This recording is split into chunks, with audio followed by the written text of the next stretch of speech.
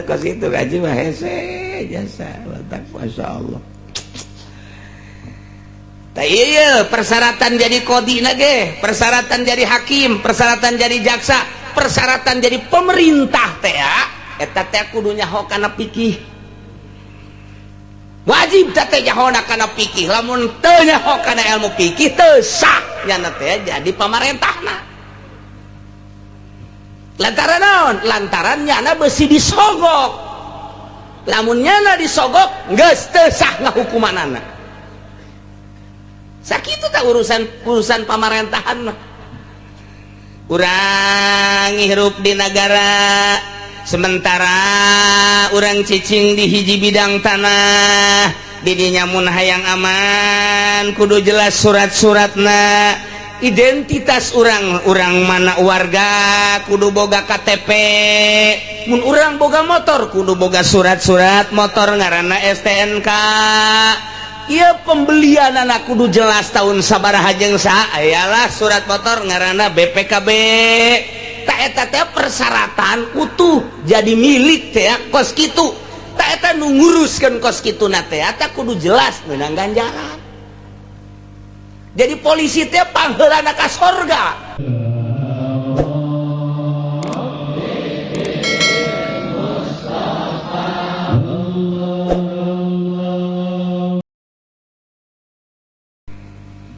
Wa in badaro Zaid ngabunuh Ki Umar, Ki Umar terbunuh, otomatis keluarga Ki Umar ngajukeun kasus pembunuhan Ki Umar ke kejaksaan melalui polisi.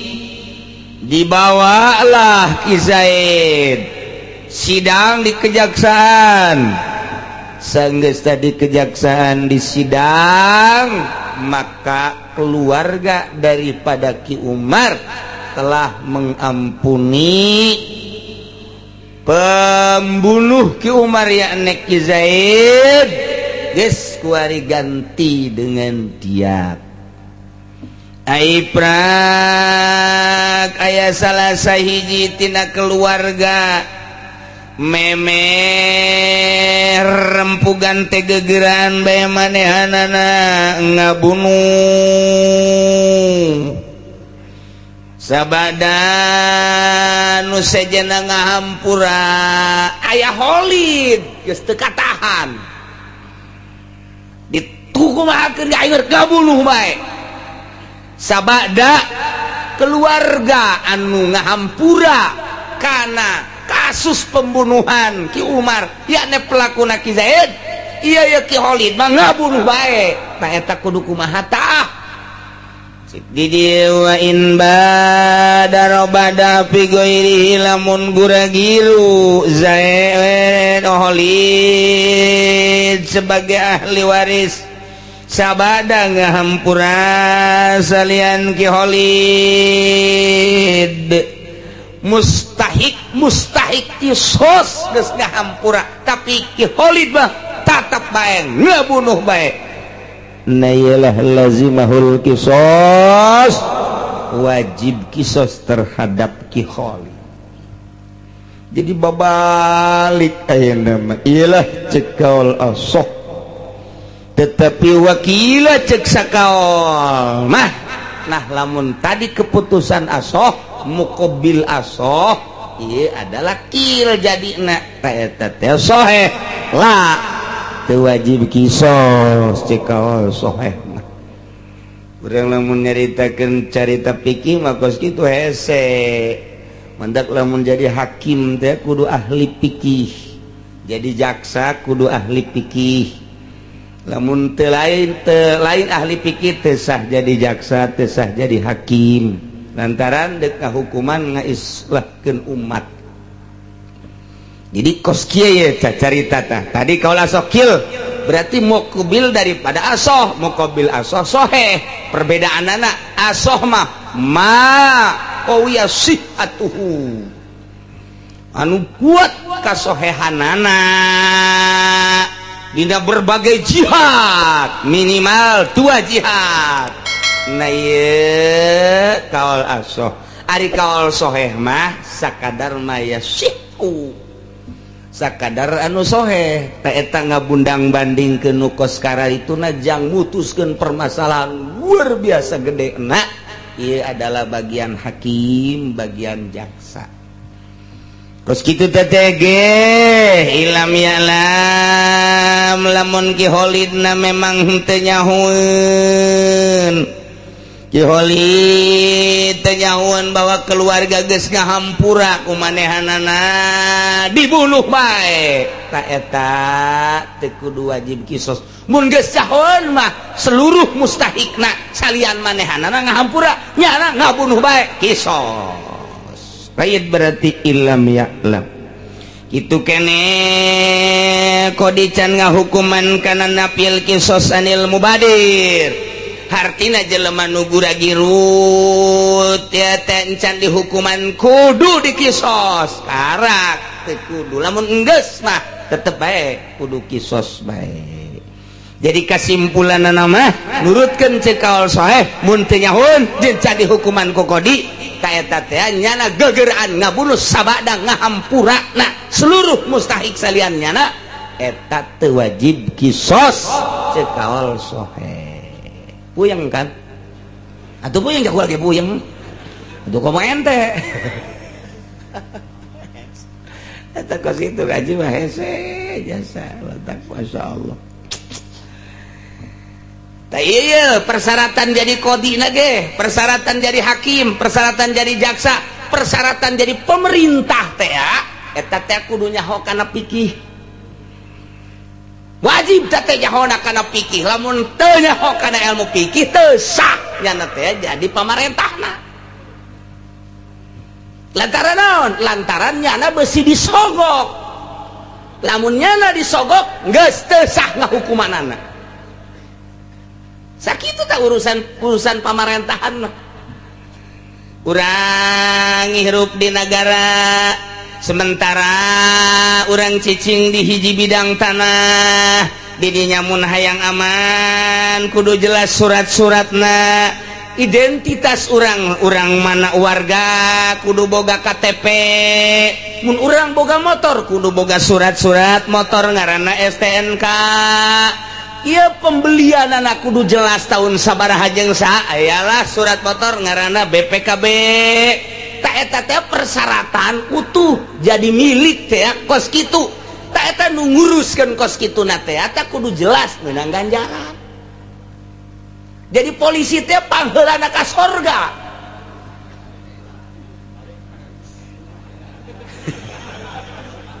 Lantaran naon ngaberesan urusan. Lurah teh lurah pangheulana ka sorga. Mantep jasa geus pokona mah. Ieu beres SPP teh beunang sareng lurah, urang tentrem. Ieu bisa aya sertifikat menang saha hasil daripada lurah digeser ke sertifikat teh lantaran dirinya teh murid hibat atau AJB atau naon. Nah ieu kan lurah tanpa aya itu naon ngaranna keputusan lurah kan moal beres ajukeun langsung ke BPN ka ditu turunlah surat urang tenang ibadah jadi khusyuk. Allahu Akbar sia khusyuk amat SPP teh aing geus turun nang saha tak lurah eta atuh berarti hebat atuh lain hebat itu wajib kos kitu nah emang kumaha kitu. Hirup teh ulah urusan sampai ker haram tah urusan usia. Emang urang hirup di mana? Mun kitu mah urang hirup di langit. Urang hirup di dunia. Boga motor urang. Tret. Ya Pak. Mana suratnya? Enggak ada Pak. Enggak ada kemana ketinggalan apa enggak ada? Emang enggak ada suratnya Pak. Masuk. Ya, Pak. Kamu maling berarti. Di dulu Pak nggak ada potongan maling Pak, saya mah potongan tahlil Pak. Tapi identitas kan orang tangkap wajib ditangkap tahu STNK mah besinya anak pemalingan nggak tangkap Pak. Kenapa Jangan jalan depan atau belakang atuh. Kamu gimana sih? Banyak orang malu. Berapa itu? 50. Ya jangan 50, masa surat-suratmu kalau nggak ada SIM cukup 50. Lu gak tangkep aja lu. Berapa tuh? Gopay. Kok Bapak pakai Gopay segala? Ini sekarang lagi lebaran Cina, lu nggak tahu lu. Gongcu sekarang. Aduh, gongsi pacai lu nggak tahu. Oh iya, jadi Bapak ikutan. Cepet, Gopay, sipe, nope. Kaditu nasi ceng cong pikri kaditu dah. Jauh diajak polisi dia. Oh Gopay pakai terlalu mahal tuh. Lu punyanya berapa? Ini ada 250. Buat ongkos lu ada nggak? Nggak ada. Udah sini kita semua. 250 tah. Polisi eta jahanam dah. Polisi eta gantung tah, memeh digantung ku malaikat di akhirat mending gantung ku urang. Tangkep aing geus suka kitu mah tangkep. Geus ulah aya kompromi beusi pamalingan. Yo, durut tret. Apa Pak? Dari mana ini? Terus pengajian Pak. Kenapa nggak pakai helm? Kan di majelis nggak ada helm Pak. Masa saya ngaji pakai helm? Aduh, udah di Indonesia teh gos gitu. Da ya keur carita istislahul umat, baik patali jeung denah maupun patali jeung kendaraan kudu jelas identitas. Ieu mah keur carita sata anu nguruskeun anak urusan pertanahan lurah camat BPN kadituna, urusan kendaraan polisi polsek polres polda geus kadituna. Eta kan suka sekarang itu tak urusan anak urusan tanya lah lamun urusan lu bener atuh hebat berarti surga tak 2000 ke kasus sata anu nangani lantaran anu nangani na ieu adalah kudu kejaksaan ngan pertahanan sipil polisi lah dilibatkan jang nangkep pertahanan luar abri anggap ku polisi langsung bawa proses sidang kejaksaan jaksana kudu pinter pikih ulah main sogok asal geus disogok teu sah kahukumanana pikih takos kitu kadenge ku jelisya kuari polisi mana jaksa mana nu embungeun disogok engke mah mending mawa galah bae disogok urang sia disogok lain diajul mah buah aya disogok mah bolna. Ieu carita fikih luas fikih mah sebab urusan fikih mah urusan dunia, ilmu fikih ilmu dunia, ulama fuqaha ulama dunia sakitu we titik geus tawar menawar deui. Ilmu fikih ilmu dunia, alim faqih berarti ulama fuqaha ulama dunia titik sangkut paut jeung akhirat fikih mah sama sakali dunia bae tama dunia sama sakali titik dunia bae geus. Lamun urang ngarabah ka akhirat ulama na geus lain ulama fuqaha ulama na geus ulama batin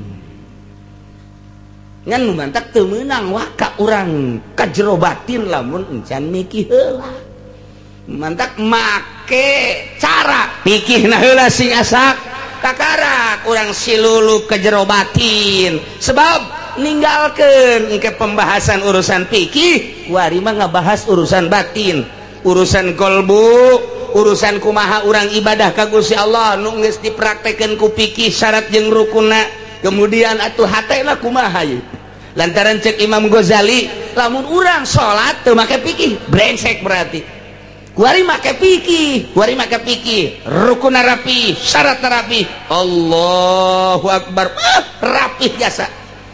Make baju rapi, gerakan rapi, tapi hatena pohon ka Gusti Allah, leuwih brengsek. Lamun urang teu mikir, brengsek cak Imam Ghazali. Lamun teu make batin, leuwih brengsek, brengseking brengsek. Engke kubata cenah di akhirat lamun jelema salatna ngan make pikir doang neraka bae teh manggeus. kudu kumaha tuh kudu aya khusyuk ngabahas khusyuk lain ngabahas fikih ngabahasna ilmu batin.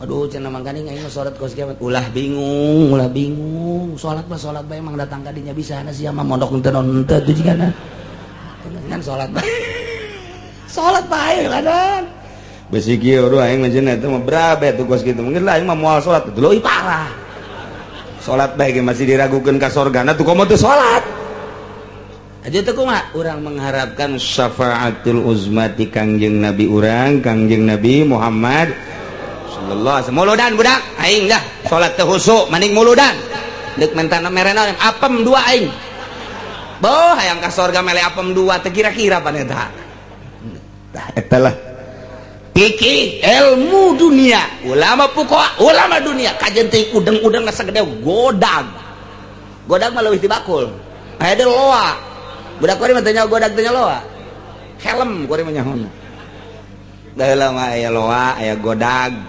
mimiti boboko naik ke bakul sanggeus bakul ngaranna loa sanggeus loa godag jadi godag mah pong gede-gedena godag sia birit tuh segede godag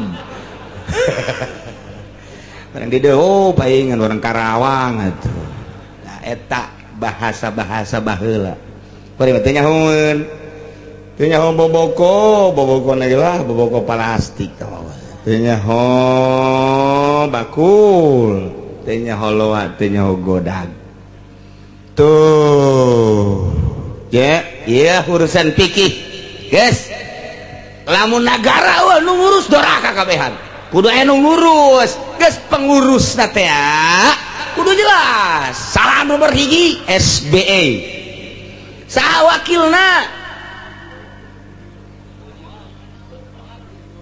no Budiono menteri dijieun eta wajib tanjeun karena itu tak besi teu nyaho ieu mah wajib nyeun gubernur nyeun bupati nyeun camat nyeun lurah nyeun kepala negara nu pangleutikna RT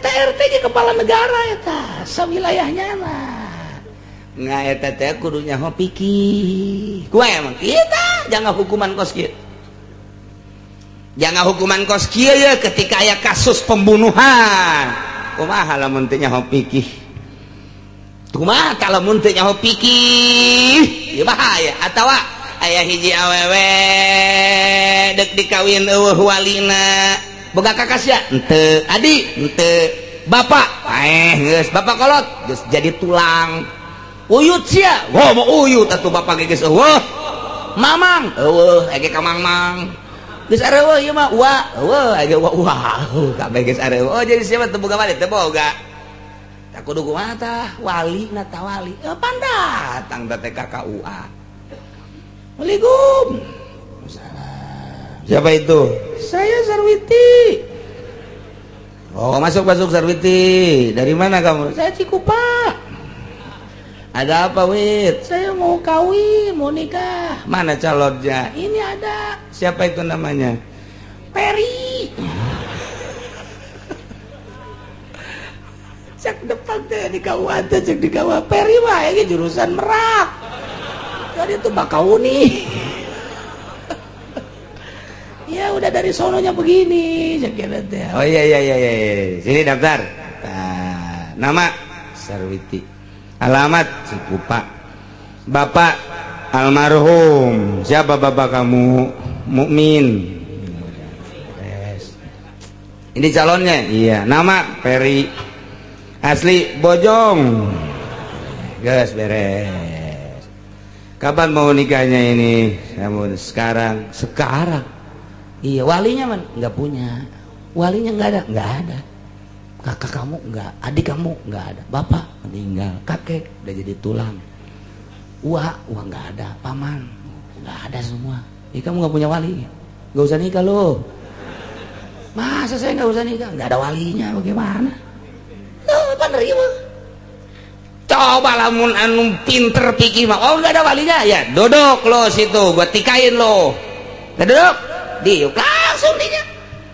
Siap guys ya Kumin dek kawin jeung Sarwiti siap jasa wit sabaraha mas kawina Kang Mukmin gaduh sabaraha mas kawina kanggo ngemas kawinan abdi 1000 nang di mana tuh sia 1000 tadi anu nyalateun sholawat susahnya sarwiti sia setuju di wasawian 1000 setuju pan bisa setuju bae oh cinta kula geus teu bisa dipisahkeun pokona kajian kuku magula mah cinta jasa besar 1000 ge geus bae pokona mah sarua jeung meuli barang kula 1000 masalah geus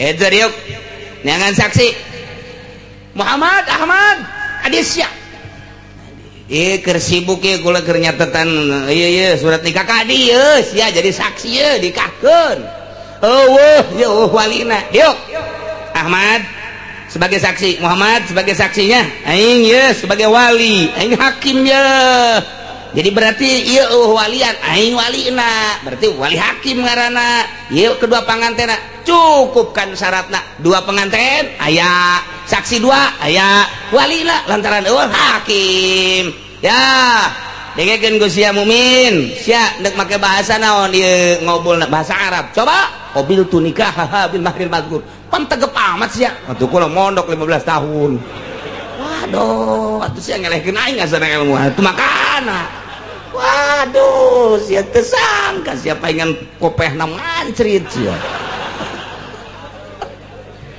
guys ya ankah tuka wazawat tuka ya Siti Sarwiti binta almarhum Bapak Mukmin tahkiman alayya bimahri albirubiyah nakdan gobil tu nikah bil mahri mazkur nakdan beres nih guys wit selamat nanti beres balik hese teuing teteh hese takos kitu tah ieu mah ka embung nikahkeun lantaran walina walina duitan beren teu sah tah lamun kana duit mengarahna teu sah jadi pengurusna hese coba kacamat tah mun eueuh tah pengurus khusus pengurus umum camat kacamat ya saya mau nikah enggak ada wali saya oh itu bukan urusan saya kesini mah kalau KTP SPPT kesini ini saya harus kemana sono karena KUA nggak mau nikahin saya nggak ada walinya apalagi saya cek camat ya camat bodoh berarti kan nggak seren sih jadi camat mah seren tidak bisa nikahkan kos gitu aja Aisyah bisa nikah di Cipanas nikahkan batur tuh bisa belum tak camat tidak kan kalau nggak kalurah lurah walina lurah tegep lurah na ibu sepikih mah diuk sia nikahkeun ku aing sahibul wilayah lain jadi geng pabrik aing kos kieu alergi aing jeung pabrik urusan dunia tambah kos kitu mah mun aya nu nikah walian ka dieu ka aing bila perlu ku aing sia ditikah eta lurah jadi lamun geus bisa pikih lompat ka mana bae ngeunaheun kajen kokom tikahkeun ku lurah ieu mah lurah teu becus nikahkeun camat teu becus nikahkeun nu jelas jadi pengurus tentang pertikahan depag atawa KUA teu bisa pan lompat ka kiai geus ceurik bae carindul sagala kieu kunaon sia wit cidul sia cari nikah kula cenah atuh nikah mah ka ditu ka kawan teu daekeun nikahkeun oh bapak omah cenah usah saha oh duit beureun kitu kene duit cenah kacamat geus kula kacamat teu bisa lurah komo lurah hees bae lurah jadi sia ka dieu kula mah nikah bae ka bupati ka ditu komo bupati bejana bupatina ge lah kos kitu bupati anyar komo nu anyar nu heubeul ge kos kitu je atuh sia kula ka kiai bae atuh kumaha aing cek kiai teh bisa eta naon teh tah di plastik ieu jeruk asem ayo geus atuh tah ieu di kiai jadi muhakam aya tadi mah hakim lamun langsung ku ari mah muhakam meunang nyieun muhakam mah ngomong sia wit kiai kaula ngadamel muhakam ka kiai jang nikahkeun kula ka calon salaki kula ngaran Peri sia ngomong Peri kiai kula ngadamel muhakam ka kiai jang nikahkeun kula ka calon pemajikan kula ngaran Sarwiti ngomong deh sia Sarwiti ngomong bapak muhakam tuh kuari mah bapak muhakam tolong tikahkeun abdi ka calon salaki abdi ngaran Peri kalawan mas kawin 1000 perak nang nyalateun ulah dibawa nang nyalateun mah geus macam-macam kadenge ku Muhammadiyah mah ajar bener bae lalagan aing mah Muhammadiyah keur nyaritakeun hukum tah kudu bisa pikir eta satu hal nikahkeun bae ge enteng jasa sabenerna mah geus engke kiaina ankah tuka wa zawajtuka ya sarwiti ya ankah tuka eta kitu saperi ankah tuka wa zawajtuka kitu sakarang sarwiti binta sa tadi mukmin saperi masalah kina bimari alfir wana wakanon ge tahkiman alayya atawa tahkiman alayya beres muhakam teh tadi muhakaman alayya atau tahkiman jadi bimahri albirubiyah nakda kobil tu niga haha bimahri margun nakda beres unu hese ja unu hese lompat ka lurah bisa unu hese lompat ka camat mampu unu hese lompat atuh ayeuna mah tadi ka mana ka kau komo tah mah geus bidangna atuh unu hese ja urang tuh sok hararese wa kadzalika soal tolak lamun nikahkeun bisa pakai muhakam tolak ya tuh bisa naon hesena tapi kan eueuh duit mah teu diurus nah nu kos kieu lah nu ulah dijadikeun pengurus panjang islahkeun umat aya geus puguh aya bapa aya indung nama babarita mah diberesanana ieu nalika eueuh indung eueuh bapana eueuh uwana eueuh mamangna eueuh adina eueuh kakana panjana ge jelema warga Indonesia kok tadi urus sih gara-gara teu boga duit pecak pokos kitu lamun kula bupatina pecak wae sia beres keur carita pikir dunia urusan surat ya urusan surat syukur bereskan timbullah mun AJB mun hibat mun wakaf ganjarana gede jasa urang teh dititah jadi khalifah ngurusan nu kos kitu tah motor uruskeun beres urusan anak surga nungguan teu beres urusan anak jahanam nungguan gula dek nanya lobaan ditungguan ku sorga apa lobaan ditungguan ku jahanam ya pengurus kan siapa ekstrim amat bangun gregetan amat atuh eta kos kita ya pikir mah ilmu dunia ulama dunia titik geus sakitu ya Allah ya Rabbi nah ya keur gara-gara aya asoh aya soheh aya dhaif engke kadituna aya arjah aya rojeh tak ieu teh jangan hukuman naon kitu ngara berbagai permasalahan anu terjadi hakim jaksa kudu nyaho teteh hukum-hukum ku sekarang itu mendak ngeunaheun di negara nu pinter pikih mah moal aya ambay-ambayan datang ka 7 bulan sidang menyidang Masya Allah datang ka numpuk perbal atuh kunyana ieu dijieun ketumpukan penumpukan henteu digegerakeun da jelema da kesal hayang gegeraan bae gegerakeun naon hesena sapira hukum sapira pikir atuh Masya Allah karim ku hese-hese teuing teu ieu keur carita ngagilek saetik dina masyarakat kill teh lamun cek dina gitu dan karena namun cek dina ukudul juman wakil ali tamrid jatuhna teh ya engke kana dhaif tamrid teh gering wakil ali tamrid di kil mah maedakeun kana tamrid kumaha kilna lamun dina fikih mah heula berhadapanana ka mana tuah eta ngaji lamun geus kos kitu harares jasa ku lagi puyeng nah geus bae mah pararuyeng bae geus pokona taetalah kos kara itu lamun orang notog urusan fikih kadang-kadang hese kadang-kadang babari pelaksana nu hese lamun urang bararisa fikih mentak calon lurahna mun deuk engke aya pencalonan pilih nu bisaeun ilmu fikih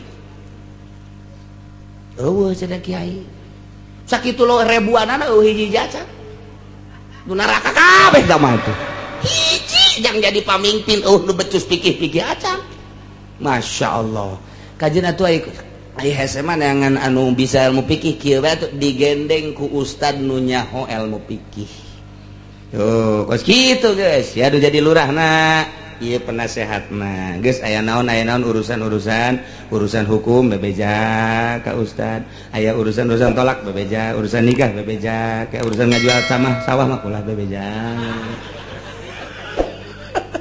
Sia cek ustad teh aing pake kokos bae sia. Nah gitulah wa naon gitu ngaranna walau bada fi gairihi lazimahul qisas wa kilala ilam ya lam wa yakum qadin bi wa la yustawfa qisasun ila binil imam ulah dicumponan kisas kecuali kalawan izin imam. Nah iya aya biiznil imam berarti imam main urusan kisas urusan fikih, biiznil imam urusan wilayah. Aya sahibul wilayah berarti nu kudu mutuskeun di negara, berarti kan main negara terhadap hukum anu bakal diputuskeun fikih. Imam adalah urusana ngaislahkeun umat, fikih adalah ilmu dunia, berarti imam nak kudu nyaho tentang ilmu dunia lupa tali karena hukum tersebut fikih ngaranna. Tuh nu mantap ke urang lamun nyaritakeun fikih atuh kudu aya kiai anu jadi mui, kiai kudu jadi bag, kiai kudu jadi hakim, kiai teh kudu jadi naon kitu jaksa tuh kudu ngan ulah datang kadinya engke mun datang kadinya doang ngan urus dunia doang engke kiaina bangkrut. Nah mantap ieu panjang ke ceritaan imam ye nya wala yustaufa wallahu a'lam.